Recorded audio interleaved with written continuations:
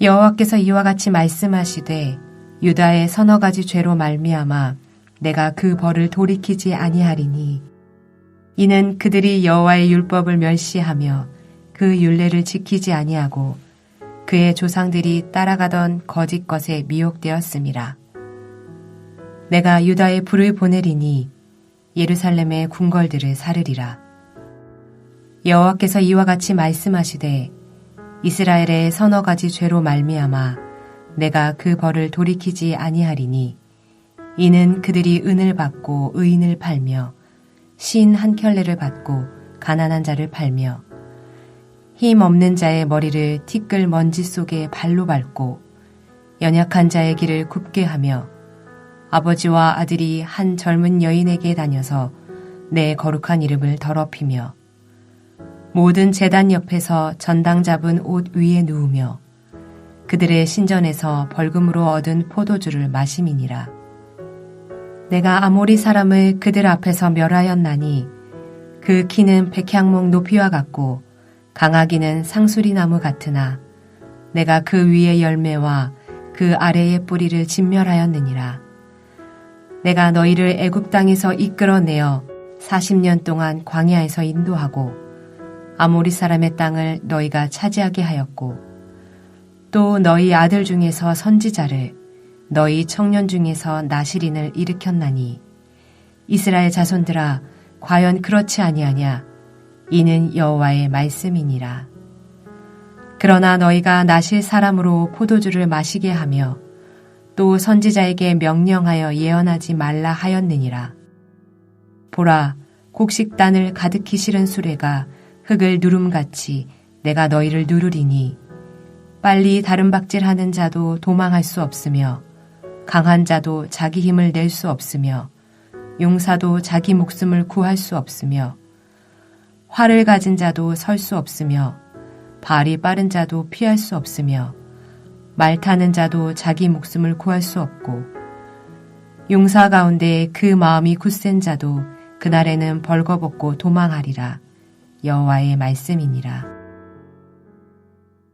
1장 3절부터 2장 3절까지는 북이스라엘 주변 국가들의 죄악에 대한 하나님의 심판의 선언이었습니다. 이처럼 하나님을 모르는 이방 민족들이 서너 가지의 죄로 심판을 받는다면 하나님의 백성인 유다와 이스라엘의 죄는 어떻게 될까요? 이방 민족들은 하나님을 아예 인정을 안 하니 더 큰 심판을 내리시고 하나님의 백성인 유다와 이스라엘은 그 벌을 약하게 받을까요? 아니면은 또 봐주실까요? 오늘 본문을 보면 유다의 경우 다른 민족들과 동일한 심판의 메시지를 받음으로 동일하게 처리하고 계실 뿐만 아니라 북이스라엘의 경우에는 더 크게 심판을 받는 것을 보여줍니다. 하나님의 백성이기에 더 심각하게 취급하시는 것입니다. 먼저 남유다에 대하여 하나님은 다른 이방 민족들처럼 여호와께서 이와 같이 말씀하시되 유다의 서너 가지 죄로 말미암아 내가 그 벌을 돌이키지 아니하리니 라고 동일하게 죄를 지적합니다. 그래서 다른 민족들에게도 선포하신 동일한 심판을 선언합니다. 내가 유다에 불을 보내리니 예루살렘의 궁궐들을 사르리라. 유다 역시 죄에 대해서는 하나님의 심판을 결코 피할 수 없다는 것입니다. 그렇다면 유다가 저지른 죄악은 무엇이었습니까? 이는 그들이 여호와의 율법을 멸시하며 그 율례를 지키지 아니하고 그의 조상들이 따라갔던 거짓 것에 미혹되었음이니라. 남유다는 율법을 지키지 않고 조상들처럼 거짓 신을 섬긴 죄로 예루살렘 궁궐들이 불타게 될 것입니다. 그러므로 북이스라엘도 이런 하나님의 심판을 결코 피할 수 없습니다. 6절입니다. 이스라엘의 서너 가지 죄로 말미암아 내가 그 벌을 돌이키지 아니하리니. 북이스라엘이 저지른 죄악은 6절부터 8절까지 소개되어 있습니다. 여기서 등장하는 가난한 자, 힘없는 자, 연약한 자들은 모두 사회적 약자들입니다. 형제를 종으로 부리지 말라고 했는데 종으로 삼고 신 한 컬레 값에 가난한 사람들을 파는 비정함, 뇌물을 받고 불의한 재판을 하며 힘없는 자들을 짓밟고 연약한 자들의 길을 굽게 하였습니다. 그리고 성적인 폭력도 있었습니다. 아버지와 아들이 한 젊은 여자를 취하는 행동까지 하였는데 아마도 가난한 여성들을 부자들의 욕심을 채워놓은 일에 이용됐을 가능성이 높습니다. 그리고 그들은 거룩한 하나님의 신전에서는 저당 잡은 옷 위에 누워 잠을 자며 벌금으로 받은 포도주를 마셨습니다. 이것은 저녁에 돌려주어야 할 가난한 자들의 소중한 재산을 돌려주지 않고 그 위에서 잤다는 것이며 가난한 자들의 포도주를 벌금으로 받아서 마시는 악한 일을 하였습니다. 하나님을 예배하는 신전에서조차 이와 같은 악행들이 저질러지고 있었습니다. 여기에 대해 하나님은 과거 이스라엘에게 어떤 일을 하셨는지 과거 행적을 들려줍니다. 하나님은 그들을 아모리 사람의 손에서 건지시고 그들의 땅에 이스라엘이 살 수 있도록 하셨습니다. 애굽에서 억압받고 있던 백성들을 구원하여 주시고 광야에서도 돌봐주시며 땅을 선물로 주신 것입니다. 그리고 선지자와 나시린을 세워서 하나님이 원하시는 사람이 어떤 것인지 보여주셨습니다. 그런데 이런 은혜와 사랑을 입은 이스라엘인데도 불구하고 그들은 어떻게 하였습니까? 12절입니다. 그러나 너희가 나실 사람으로 포도주를 마시게 하며 또 선지자에게 명령하여 연하지 말라 하였느니라. 그들은 나시린에게 포도주를 먹이고 선지자의 입을 봉하여 끝내 주님의 사랑을 거부하고 반역했습니다.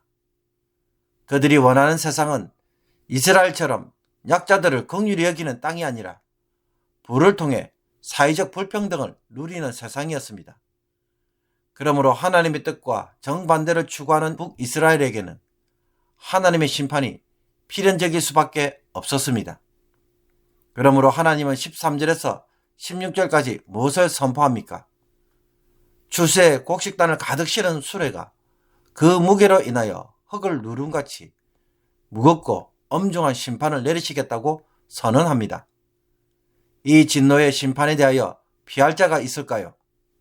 하나님은 빨리 달리는 자, 강한 자, 용사, 활을 잡은 자, 발이 빠른 자, 말을 타는 자, 용사 중에 마음이 굳센 자들을 언급하시면서 그런 자들일지라도 그 어느 누구도 결탄코 하나님의 심판에서 벗어날 수 없다고 합니다. 하나님이 정하신 날에 이스라엘은 반드시 자신들이 행한 대로 보응을 받고 심판을 받을 것입니다. 이방 민족들에 대한 심판 속에 그들도 함께 있을 것입니다. 사랑하는 성도 여러분, 북이스라엘이 저지른 죄를 보면 우리는 그와 같은 일을 하고 있지 않습니다. 가난하고 약한 자들을 억압할 만큼 부유하거나 혹은 권세를 가지고 있지 않을 뿐더러 그런 마음을 품고 있는 성도들은 거의 드물 것입니다. 그러나 교회가 크게 성장해서 교회당을 화려하게 지으면 성도들은 주로 어디에 관심을 둘까요? 아마도 교회당을 크게 짓고 카페를 만들어서 성도들끼리 즐기고 문화적으로 다양한 서비스를 받는 일에 집중할 가능성이 높습니다. 그리고 이런 화려한 건물에는 누가 오기를 바랄까요? 삶의 여유가 있는 사람들, 사회적 지위가 어느 정도 있는 사람들, 옷을 잘 입고 오는 사람들을 선호하게 됩니다. 교회당을 성도들이 쉴 수 있는 공간으로 만드는 것 자체가 잘못된 것은 아닙니다. 그러나 이런 형태의 삶을 추구하게 되면 어느 순간부터 교회는 누구를 위한 사람들의 공간이 되느냐라는 것입니다. 우리 주변에 복음을 필요로 하는 사람들이 누구인지 다시 한번 생각해 보십시오. 정말 그리스도의 사랑이 필요로 하는 사람은 가난한 자들, 억압받는 자들, 무식한 자들, 정신적으로 고통받는 자들, 세상 사람들이 버린 자들입니다. 또 죄에 매여서 죄 가운데 사는 자들도 복음의 대상입니다. 이런 사람들이 화려한 교회당에 어울릴까요? 그런 사람들이 교회당에 오면 우리는 과연 좋아할까요? 예수님 시대에 그들은 죄인들이었고 하나님의 저주를 받아서 살아가는 자들이며 성전에 들어올 수 없는 사람들이었습니다. 이런 사람들에 대하여 주님은 어떻게 반응하셨습니까? 성전에 들어오지 못하니까 직접 찾아가셔서 복음을 선포하셨습니다. 그리고 치유하여 주셨습니다. 교회나 성도가 의도적으로 사회적 약자들을 차별하고 무시하지 않습니다. 그러나 더 나은 삶을 추구하면서 자신이 추구하는 사회적 지위와 명예, 격에 어울리는 사람들과 사귀고자 할 때 우리는 나도 모르게 그들에게 차별하고 은혜의 장벽을 쌓는 일을 얼마든지 할 수 있다는 것입니다. 오늘 이 말씀을 묵상하면서 북이스라엘의 제약처럼 경제적 부유함과 화려한 삶, 더 나은 삶을 추구하는 과정에서 나도 모르게 사회적 약자들에게 무관심하고 차별하며 막고 있는 것은 아닌지 되돌아보기를 원합니다. 그리고 교회가 의도적으로 복음을 정말로 필요로 하는 사람보다는 내 마음에 드는 사람들만 교제하려고 하는 것은 아닌지 돌아보고 그리스도의 은혜가 모든 사람들에게 주어질 수 있도록 교회의 문을 활짝 여는 일에 쓰임받게 해달라고 기도하며 또 책망받지 않는 성도들이 될 수 있도록 주님 앞에서 간구하기를 주님의 이름으로 축복합니다.